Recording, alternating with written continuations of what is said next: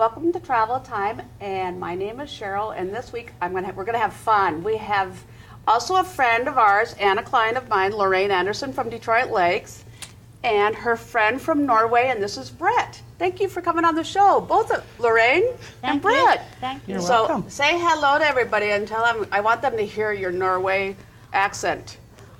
I talk in Norwegian then. Hello. Hello, thank you. No. So Lorraine, you've known Britt for a long time, correct? And Correct. you went to go to Norway to visit relatives, but then you also stayed with Britt. Yes. And so you just recently did this trip. Now, you went to go visit friends.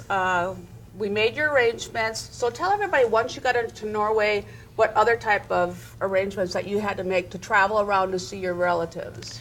Well, actually, Britt was my interpreter, and thank goodness for her because my relatives didn't speak English. And so she was able to get on the emails and the and internet with this Aslog, who was a cousin, distant cousin.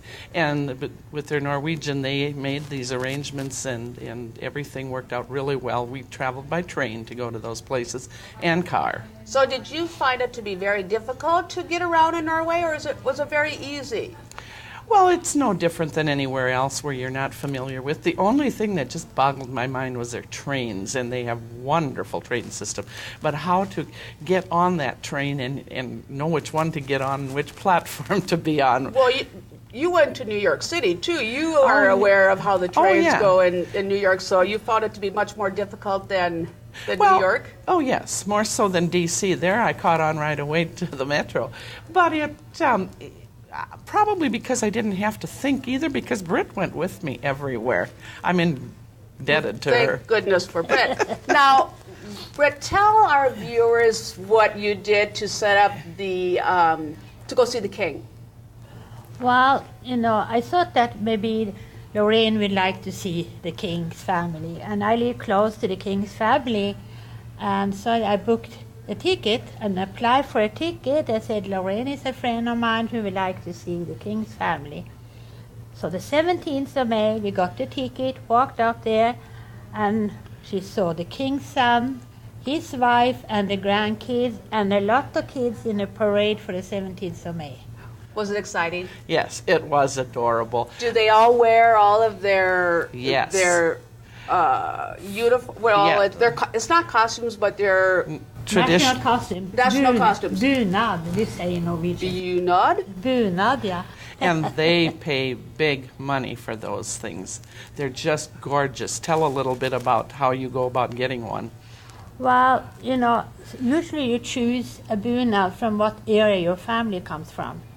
So my last name is Andernes, so my family comes from the western coast of Norway, north of Bergen. So I broider the shirt, and some people broider the whole costume themselves because it costs quite a bit of money. It's a different price, what part of Norway you So come the from. areas, the regions, they have certain type of. Yeah. Now, this here, is this considered as a? You made this, Yeah, correct? I made this, So is yeah. this very Norwegian? Yeah, this is a sweater we call from Telemark. Okay, I don't know if I can say Yeah. that, but And it has this broider, this is typical. so this is very typical Norwegian Yeah, it is. embroidery. Yeah. So this, we're thinking about rosemalling. It has more or less the same design in rosemalling. Oh, I've seen. Yeah. Yeah, I'm familiar because this is quite a Norwegian area here in Yeah. Detroit Lakes. Do you Yeah. do rose molly? No, I never have. I have done a little hardanger, and that's a part of Norway's tradition Too for sewing or. This is beautiful. Oh, So thank how you. long did it take you to do this? Wow, maybe a couple of months. Wow. Yeah. Yeah. So can you tell our viewers too, Lorraine, what else that you did in Norway? Oh, well, we went in, we didn't get as much time in Oslo as we should have, but there's a thing called Norway in a nutshell, and you take a train and you go up and you see the most beautiful mountains and scenery and snow and fjords and waterfalls just gushing. Beautiful Oh, countryside. yes. It's everything that everyone ever says it is. And you end up down in Bergen, and there's a beautiful tourist area I would recommend for anyone who wanted to just To go to. go. And We have a lot of our clients that come into us in the springtime that want to go to Norway. Yeah. Well, we're really happy to have you, that you're on our show today, Britt. Thank you. And I want you to enjoy your time while you're here in Detroit Lakes. And Yeah, Lorraine, okay. thank you for being on the show. oh, okay. Thank you. I appreciate the coming. And thank you for watching Travel Time. My name is Cheryl, and we are located in the Washington Square Mall, and our number is 847-9231. Thank you. Thank you.